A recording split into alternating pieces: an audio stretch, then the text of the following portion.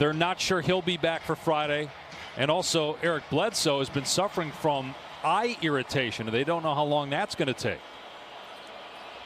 Wide open is Beverly in the corner. Ingram puts it on the floor and kicks it out to Hart. He'll penetrate, pull up, and there's Beverly defensively. How about the hands on the floor and in the locker room for the Clippers early on. Leonard fights his way into the paint and draws a foul on Josh Hart, his first. Dad played football professionally for a long time and is now a coach in the NFL. Here's J.J. Redick, who's starting to heat up after a slow start to the season. And that'll help chemistry that we talked about with this Clipper team. Lou Williams with a wide open shot turns it down and delivers the pass to Morris. And speaking of chemistry, how about the fact that both those guys went to, if I play fewer minutes, that's fine. Williams said that. And Morris said, you know what, Batum's been better. Start him. I'll come off the bench and give us some potency on that second group. It really sets the tone for a team, and it takes the pressure. He's a young big who is kind of the anchor of that defense. Will be interesting to watch that side of things for the Nets on the defensive end. Well, they're going to miss him, no question. He was their best big man. New Orleans, though, shooting about 20% from the floor here in the quarter. Hart for three, no good.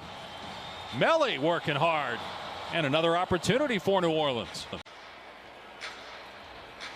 Getting a chance tonight to start. Started just one game a year ago as Leonard has it swatted away by Adams. Leonard draws the double, fires to a cutting George, who soars to the basket and is fouled. Paul George, who's got 18 points, will go to the line for two. They're currently tied with Utah and the Clippers for the second best record in the West. Ingram again starting to heat up here in the third quarter. 7 of 10 now from the floor. And if I'm Stan Van Gundy, whether we're healthy, whole, or not, Walker's a guy that's going to be in my rotation and playing a heck of a lot. Makes the right pass there to Hart. Here's Hart pulling the trigger, and the three spins out. They're 5 of 17 from three-point land, 29%. It's all right. He's asleep right now anyway. He's not. He didn't know what you said. Ibaka misses inside as Paul George hits the deck trying to follow it up.